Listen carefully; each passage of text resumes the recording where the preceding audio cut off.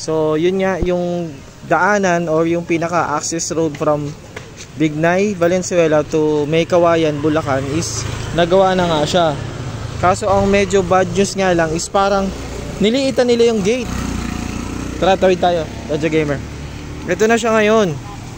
Hindi na kasya yung motor. Ayan na itsura niya. Oo. So yung motor hindi ka na makakapasok. Pero pasukin natin, tingnan natin yung dulo kung ayos na. Tara, Dodge Gamer. Ayan na siya oh. Dati wala yan, yung dalawang post. So finol weld na nila. So wala na pala talaga, hindi na tayo makakadaan dito. May sign na rin sila, 6 feet, 5 feet. Halika, Dodge Gamer. So ang summary dito, hindi na pwede dumaan ng motor dito.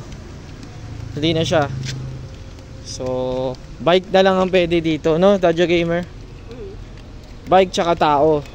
Yung bike kailangan buhatin mo pa doon bago siya makapasok. Ayun sa dulo niya, sarado na. Sayang, na-excite pa naman ako. Akala ko pwede na dumaan yung motor. Yun pala, hindi pa. Ano daw kasi? Ha? Hindi kasi.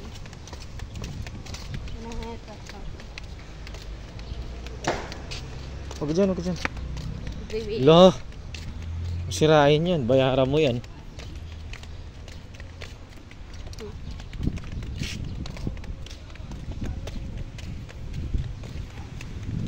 Maganda ata doon. Pero nakikita mo, diba? Mahangin to. Oh, mahangin. So yung daanan na to, actually matagal na to eh. So yun nga, nang nasira siya, hindi na siya totally inayos. Inayos siya, ang problema yung gate pinaliitan na siya. So hindi na pwede dumaan yung hindi na pwede dumaan yung mga motor. Ano yan? Factory yan. Warehouse ba? Ito siya, ito siya. Tara.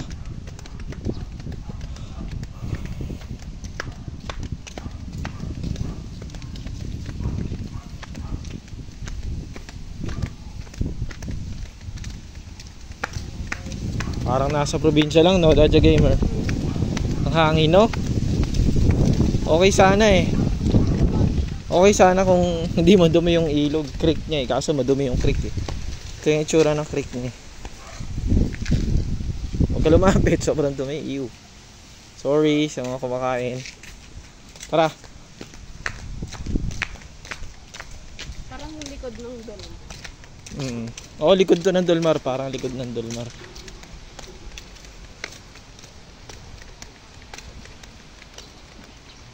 So yun nga, kung gusto mong pumunta ng Bulacan, hindi ka na pwede magmotor dito. Lalakad ka na lang. Ayan siya oh.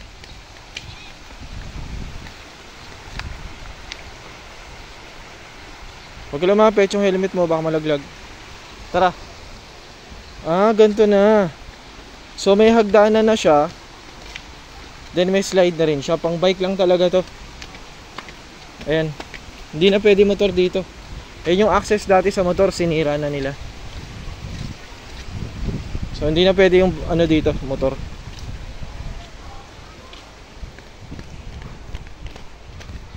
So yun lang po. Thank you po.